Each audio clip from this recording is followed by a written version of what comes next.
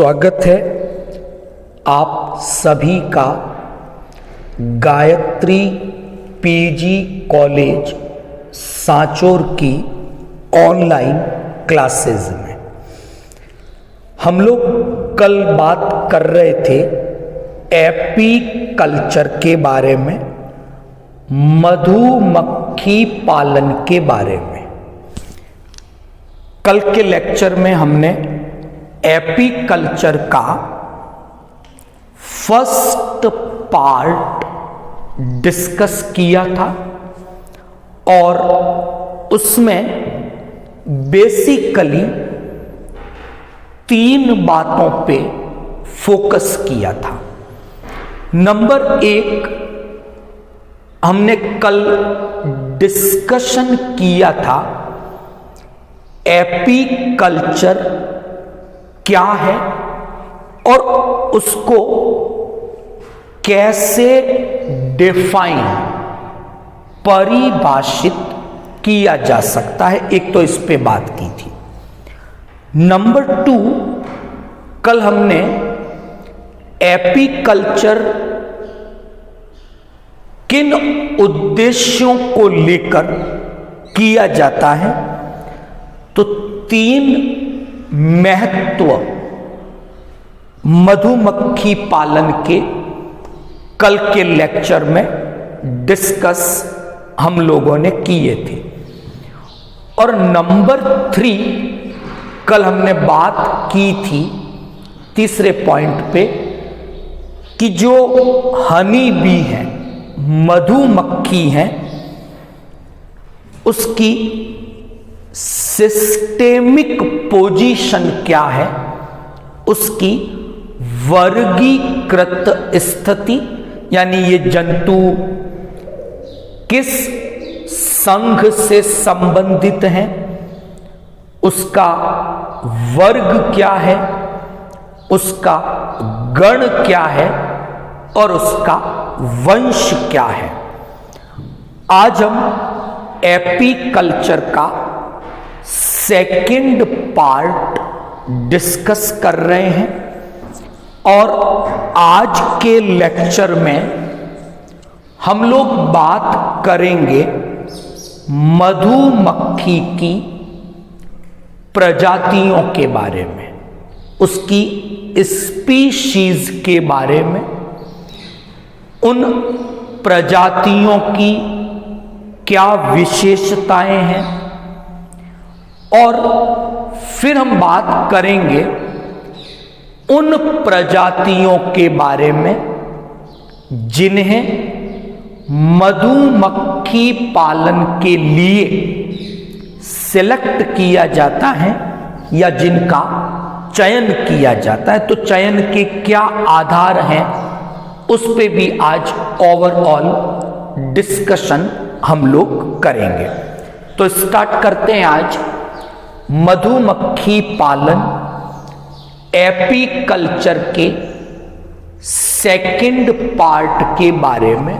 और आज का डिस्कशन है इनकी स्पीशीज के बारे में मैं डिस्कशन करूंगा। तो शुरुआत करते हैं। बेसिकली ये 4 स्पीशीज है मधुमक्खी की जिनसे शहद और बी वैक्स प्राप्त होता है। तो पहले इन स्पीशीज के नाम देख ले। पहली स्पीशीज है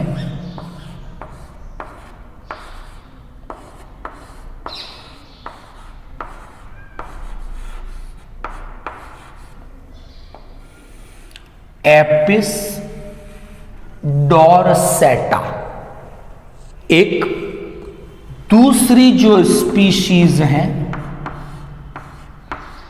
वो है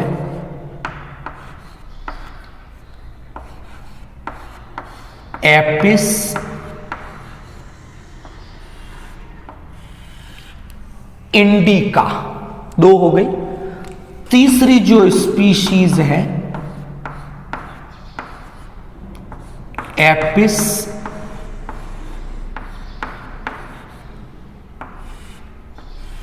फ्लोरिया, और जो चौथी स्पीशीज हैं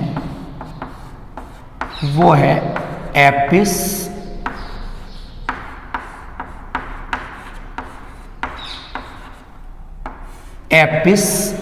मेलिफेरा। तो कल से आगे बढ़ रहे हैं हम। कल हमने सिस्टेमिक पोजीशन पे बात की थी, वर्गीकृत स्थिति पे। आज हम मधुमक्खी पालन के लिए, एपीकल्चर के लिए जिन प्रजातियों का या जिन स्पीशीज का उपयोग कर सकते हैं उनकी चर्चा आज कर रहे हैं। तो मैंने बोर्ड पर मधुमक्खी की, हनी बी की इन 4 स्पीशीज को नोट किया है।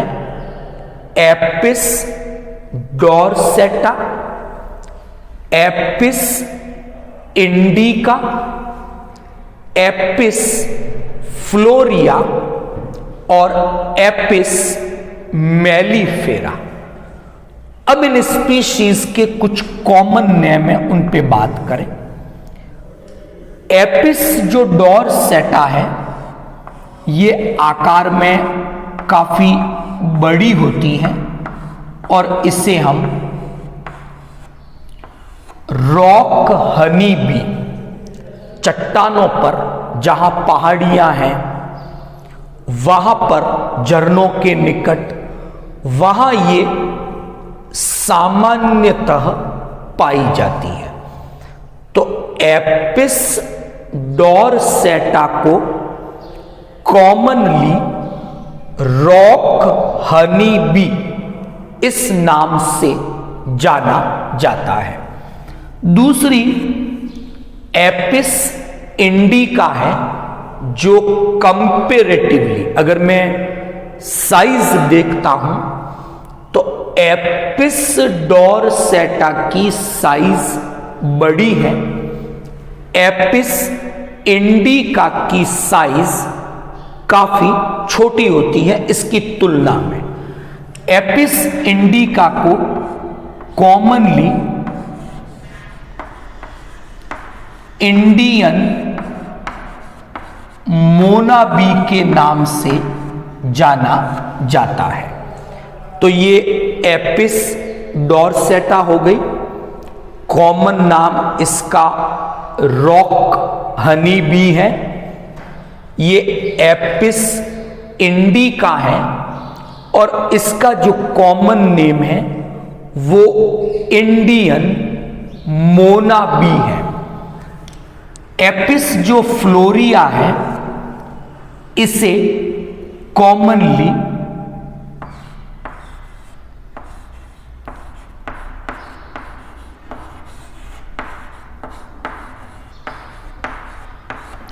भृंगा बी के नाम से जाना जाता है। ये इसकी तुलना में भी छोटी है, तो साइज भी घट रही है। डोरसेटा का आकार सबसे बड़ा, इंडिका का आकार डोरसेटा की तुलना में थोड़ा छोटा है। फ्लोरिया इंडिका से भी थोड़ी छोटी है। इसे भृंगा जो मक्खी है उस नाम से जाना जाता है। और लास्ट एपिस मेलिफेरा को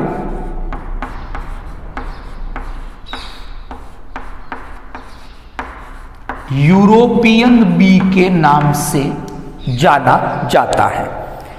तो बात की हमने इन 4 प्रजातियों के बारे में, इन 4 स्पीशीज के बारे में, और यही वो 4 स्पीशीज हैं मधुमक्खियों की जिनका उपयोग एपीकल्चर में, मधुमक्खी पालन में किया जा सकता है।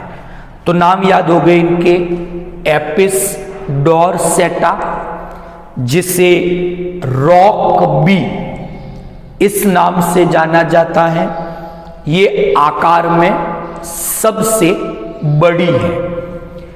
एपिस इंडिका, जिसे इंडियन मोनाबी, भारतीय मोना मक्खी है, ये डॉर्सेटा की तुलना में आकार में थोड़ी छोटी है। फिर एपिस फ्लोरिया है, ये भृंगा मक्खी है जो इंडिका से भी थोड़ी छोटी होती है। और अंतिम एपिस मेलिफेरा है, जो आकार में सबसे छोटी और इसे सामान्यतः यूरोपियन मक्खी के नाम से जाना जाता है। अब इन चारों में से वो कौन सी स्पीशीज होगी, वो कौन सी प्रजातियां होंगी जो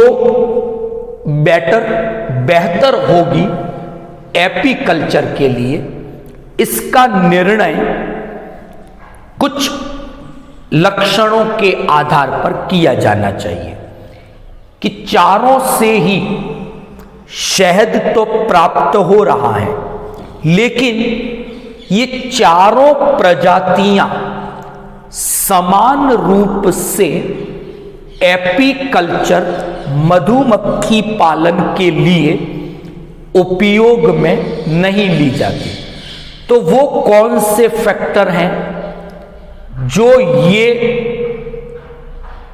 आधार प्रदान करेंगे कि इनमें से कौन सी प्रजातियां प्राथमिकता से एपीकल्चर के लिए, मधुमक्खी पालन के लिए उपयोग में ली जाए। तो यहां हम बात करेंगे, दो फैक्टर्स हैं बेसिकली।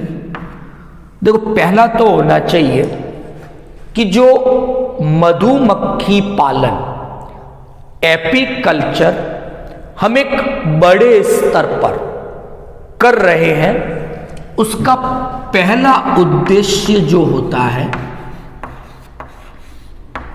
वो होता है शहद की प्राप्ति।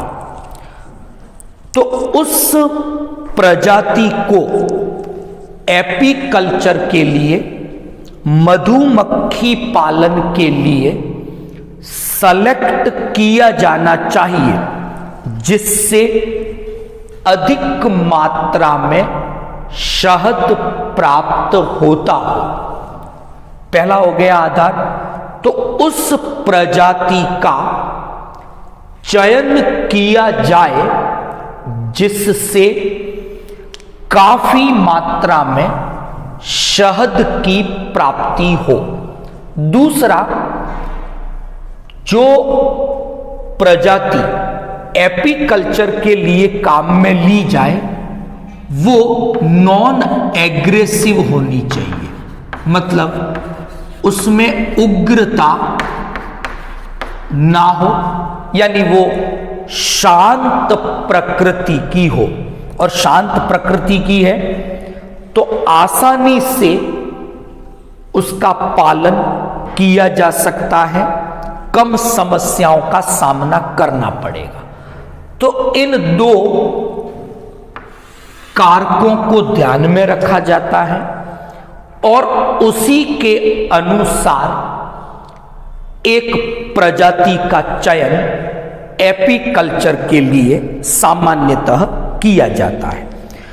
तो इन दो बातों को जब हम ध्यान में रखते हैं तो हम क्या देखते हैं, पहली चर्चा करेंगे एपिस डॉर्सेटा की। मैंने कहा बहुत बड़े आकार की है और ये जो प्रजाति है वो एग्रेसिव है,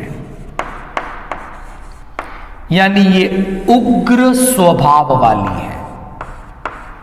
और जब उग्र स्वभाव वाली है तो इसे सरलता से एपीकल्चर के लिए उपयोग में लेना संभव नहीं होता।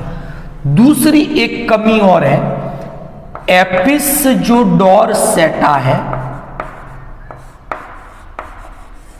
ये माइग्रेटरी है। माइग्रेटरी मतलब प्रवासी प्रकृति की है, यानी एक ही स्थान पर लंबे समय तक स्थायी रूप से नहीं रहती, यानी इनका जो पूरा छत्ता है और वो मक्खियां एक साथ स्थान बदल देती है।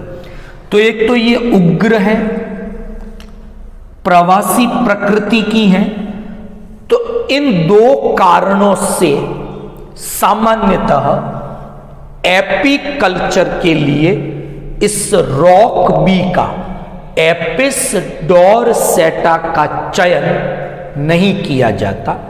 तो जब भी एपीकल्चर की बात करेंगे तो एपिस डोरसेटा को सामान्यतः मधुमक्खी पालन के लिए सेलेक्ट या इसका चयन इन दो कारणों से नहीं किया जाता। तो उग्र है, सरलता से नहीं पाली जा सकती, और प्रवासी हैं, इसलिए लंबे समय तक ये मधुमक्खियां या ये प्रजाति एक ही स्थान पर रहती नहीं है। नंबर 2 पे बात करेंगे एपिस इंडिका की। पहली बात, एपिस इंडिका भारतीय मोना मक्खी है, आकार में छोटी है और शांत प्रकृति की है, नॉन एग्रेसिव है, जो हमारी इस शर्त को पूरा करते हैं। अच्छा, माइग्रेटरी भी नहीं है, एक ही स्थान पर ये लंबे समय तक रहती है। तो शांत है, नॉन माइग्रेटरी है, एक ही जगह पर लंबे समय तक ये रहती है। तीसरी बात, अगर हम एपिस इंडिका के छत्ते की बात करें तो आपको एक छत्ते से लगभग एक समय में 2 से 3 किलो शहद आपको प्राप्त हो जाता है।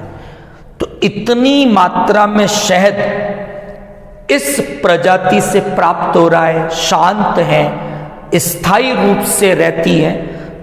तो सरलता से एपीकल्चर के लिए एपिस इंडिका का पालन किया जाता है। तो ये एक बेहतर स्पीशीज है। अगर कोई व्यक्ति एपीकल्चर करना चाहे तो उस दृष्टि से एपिस इंडिका का चयन किया जा सकता है, क्योंकि ये एक उपयुक्त प्रजाति है मधुमक्खी पालन के लिए। तीसरे नंबर पे मैं बात करूंगा एपिस फ्लोरिया की। भृंगा मक्खी आकार में बहुत छोटी है, नॉन एग्रेसिव है, मतलब ये वाली भी आपके शांत प्रकृति की प्रजाति है। शांत है, नॉन माइग्रेटरी है, मतलब ये भी जहां है वहीं पर लंबे समय तक रहती है। लेकिन अगर हम एपिस फ्लोरिया के छत्ते की बात करें तो आपको इस छत्ते से केवल एक छत्ते से 250 ग्राम शहद ही मिल रहा है। तो अगर आप इस प्रजाति को सेलेक्ट करते हैं तो आपका लाभ जो है वो कम हो गया, क्योंकि आपको शहद मात्र कितना प्राप्त हो रहा है कि एक छत्ते से केवल 250 ग्राम शहद ही प्राप्त होता है। तो अगर आर्थिक दृष्टि से देखा जाए तो जो एपिस फ्लोरिया है ये भी एक उपयुक्त प्रजाति नहीं है मधुमक्खी पालन के लिए, इसलिए एपीकल्चर के लिए एपिस फ्लोरिया का भी चयन नहीं किया जाता। जबकि ये शांत है, स्थायी है, लेकिन शहद की प्राप्ति जो है वो इस प्रजाति से कम होती है। अब बात करेंगे एपिस मेलिफेरा की, यूरोपियन भी आकार में छोटी है, ये भी आपके शांत प्रकृति की है, स्थायी है, एक ही जगह लंबे समय तक रहती है और लगभग आपको 20 किलो से भी अधिक शहद इसके प्रत्येक छत्ते से प्राप्त हो जाता है। तो एपिस मेलिफेरा वर्तमान में देखा जाए तो सबसे ज्यादा उपयोगी प्रजाति है, उसके बाद एपिस इंडिका। तो इन चारों में से अगर हम बात करते हैं तो एपीकल्चर के लिए, मधुमक्खी पालन के लिए उपयोग में ली जा सकती हैं एपिस इंडिका को और एपिस मेलिफेरा को, और उसमें भी एपिस मेलिफेरा सर्वाधिक उपयोगी प्रजाति है, क्योंकि ये शांत भी है, नॉन माइग्रेटरी भी है और इसके प्रत्येक छत्ते से शहद भी अत्यधिक मात्रा में प्राप्त होता है। वर्तमान में इसी मेलिफेरा की जो इटालियन वैरायटी है उसका उपयोग प्रचलित रूप से किया जा रहा है। डॉर्सेटा और फ्लोरिया ये दोनों ही एपीकल्चर की दृष्टि से उपयोगी प्रजातियां नहीं हैं। तो आई होप आज का जो टॉपिक था अपना एपीकल्चर का सेकंड पार्ट, जिसमें हमने मधुमक्खी की प्रजातियों की बात की और ये डिस्कस किया कि वो प्रजातियां कौन सी हैं जिनका चयन एपीकल्चर के लिए किया जा सकता है। वीडियो को लाइक और शेयर करें। आपकी कोई प्रॉब्लम है आप कमेंट बॉक्स में कमेंट कर सकते हैं। Thank you all of you.